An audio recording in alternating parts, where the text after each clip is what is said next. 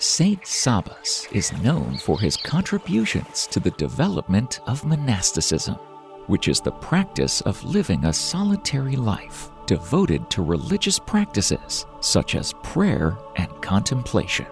He is considered one of the fathers of Eastern monasticism, along with Saint Anthony the Great and Saint Pachomius. Saint Sabas was born in 439 in Mutalaska, a town in the Cappadocian region of Turkey. Sabas's father was an officer in the army and was assigned a post in Alexandria. When Sabas was young, his father had to leave his home and his child in the care of his brother-in-law. His brother-in-law had no interest in taking on another mouth to feed, and there was a great quarrel between the family members over who would care for Sabas. Young Sabas was abused badly by family members. He ran away from his abusive family at the age of 8.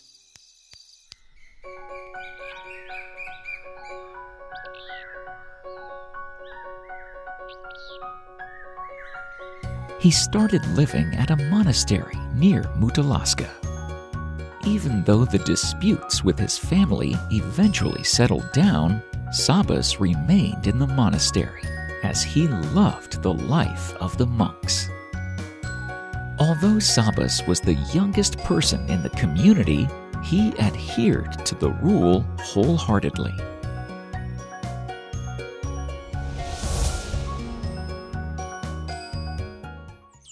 After 10 years, when Sabas was 18, he left for Jerusalem to learn from the monks who lived completely on their own in cells carved into the cliffside.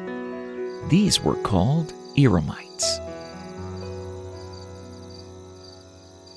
Sabas asked the abbot during the time, Euthemius, for guidance to become a solitary hermit. But Euthemius judged Sabas too young to live in solitude. So Sabas joined a nearby monastery led by Theoctistus. Sabas became a hard worker and helped the brothers by taking on manual labor they could not. Once, when he was accompanying a brother to Alexandria, Sabas met his father again. He tried to convince him to return to the family and join his army. When he refused, his father tried to offer him money so that he could take care of himself. Sabas accepted only 3 gold coins, which he promptly gave to the abbot upon his return. When Sabas reached the age of 30, the abbot allowed him to spend 5 days a week in a cave on his own. Sabas often said this: "Whoever sits in solitude and is quiet has escaped from 3 wars, those of hearing, speaking, and seeing. Then there is only one war left in which to fight, and that is the battle for your own heart." When the abbot Euthemius died, Sabas moved farther into the desert near Jericho. There, he lived for several years in a cave near the brook Cedron.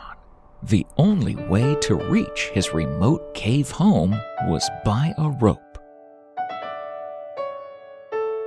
Many men flocked to Sabas, wanting to join him in his life of prayer and solitude. Soon, 150 disciples were living in his community, all practicing solitude. The local bishop, seeing that there was no priest to serve these men, ordained Sabas in 491. Sabas was 53 years old. As the years passed, he was in charge of 7 monasteries, but his influence was not limited to Palestine. While functioning as abbot among a large community of monks, he always felt the calling to live the life of a hermit.